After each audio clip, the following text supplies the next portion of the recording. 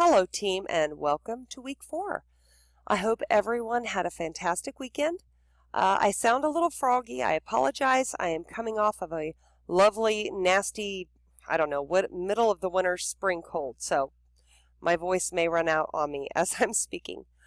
Just some reminders for the week. I thought it would be fun for us to have me do a video this week instead of you reading.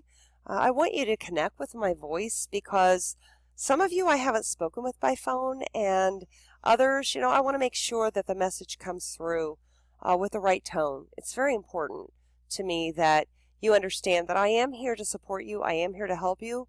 I want to make sure that you are the best you can be in your courses, and I want you to stand out from the crowd. So as some reminders for this week, make sure that the gradebooks are updated with zeros, latest by Wednesday nights. Best practice that I follow, and you can use this issue if you wish, I usually go in on Monday after the week is closed, and I go ahead and put those zeros in. Of course, I don't do it for my management lab until I get those grades entered. But, the missing areas, I go ahead and do that because it helps me to remember. But if you want, you can do it by Wednesday nights. That's fine. But I want to tell you the why of that. The why is that Thursday mornings, the student advisors have a report that they pull. And if zeros are not entered by Wednesday nights of each week into the gradebook, they're going to have a skewed report. It's not going to have a true depiction of what student grades are. So that by that report that they pull on Thursday mornings, they can see if they have students who are having issues and have red flags. And it kind of closes the gap in communication and closes the circle. If there are some students that are really standing out there, it's a lot of good double back between the student advisor outreach because they have so many students they're trying to track. Of course, their cups are running over. and us contacting our students. So it's just a good way for them to be able to see that. If we don't have those gradebooks updated, then they don't see that by Thursday morning. So just giving you the why of that. Let's make sure everything's graded within our 7-day of the due date deadline. It's very important that we follow that standard. A few points here. Let's follow up on any outstanding milestone 1 assignments. Very important. If you could please make sure that you're outreaching students. I understand that the retention center is having issues. I know that we're having some dysfunction. I don't have an ETA on when that's going to be repaired, but we can still use the retention center. The nice thing is it can still be used. Maybe we're not seeing all of those students who are in red, but we can still use it for adding notes and monitoring them. The nice thing is if the dean wants to know what's going on with a student, if we use a retention center still, we go in and we go view all students who are not at risk, and we, from the gradebook or whomever we've had an outreach with because their grades are low, whatever the case may be, we can copy a note in there or copy the email into the note field of that student that's being monitored, and that will still show up in the retention center, so it's going to be very helpful. Ideally, let's remember when we're outreaching students, let's really do a good job of being proactive and say, when can we meet, when can we call, when can we talk on the phone, would you have time for a chat? That's a really proactive way to reach out. If we say, please contact me, let's remember most of the students are probably not going to do that. They're intimidated. So let's remember to be proactive. Moving ahead, because I don't want to talk for 10 minutes. I'm long-winded enough. Again, this is an old class for me. Of course, it's not this term, or I, wouldn't have this big mess here.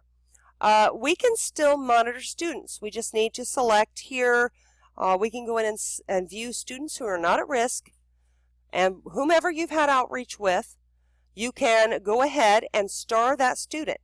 So I will be able to see that. The dean will be able to see that. And when I do my report by Wednesday, I can let the dean know what's going on with everyone instead of having to ask you about every single person and have to dig through and send a response back to me. So let's remember, we can still use this. This is very beneficial and helpful. It helps me it helps our supervisors, it helps the dean, and it also helps you because I don't have to be bothering you with all the email bombardment on students and where are we, and you don't have to go in and start digging. So just something to keep in mind. We can still monitor. Of course, when we monitor, this is an example of last term, a student that I'd had that I was monitoring. We just have to go in and add a note. And what you might choose to do, you can type a note if you'd like of your own accord of what you've done. But what I always do, and what you may find helpful is to go into your email, whatever you sent the student or whatever the student has sent back to you, just add the note and copy that in there and save it. So this is a great way for us to use this term until we get things fixed. But going forward, it's going to be so much more important to use this. And it's because now there's a new standard for team leads to be offering more of a report format to our supervisor about how you're doing and outreach and how things are going with students. So just keep that in mind and try to please use this more proactively, because I think this is going to become more of a standard for all of us as we're moving forward. Finally, let's talk quickly about how this fits in with personal presence in our instructional practices rubric. Well, when we look at this third line here, utilizes problem-solving strategies and addressing concerns.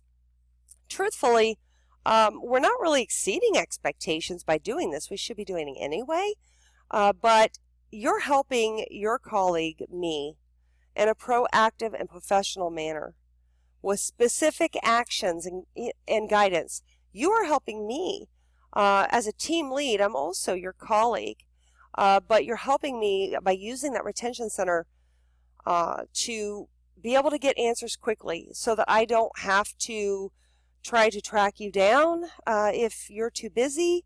So I would really appreciate it. To me, this may even go over into meets expectations, because here we are, we're as a group trying to find some strategies together as a team to accommodate some of the dysfunction with the retention center.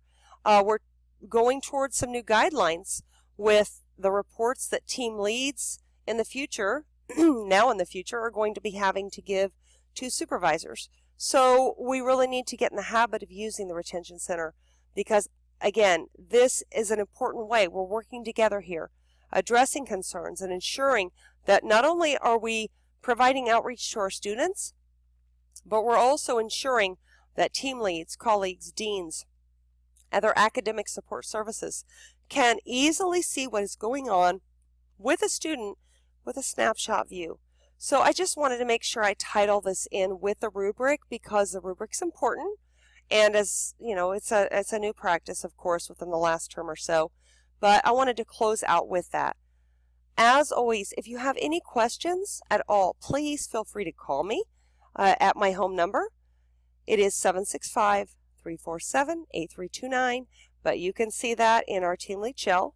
And please take a moment to look at that shell. There's a lot of great things in there, and I would really love to see more of your resources and see more of your input and insights, because alone we're not going to be able to do as much as we can as a team. So also the team toolkit is available in there for you for examples.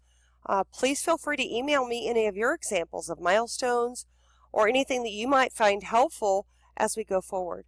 I hope you have a great Monday, and I appreciate you taking time to listen to this. Thank you so much.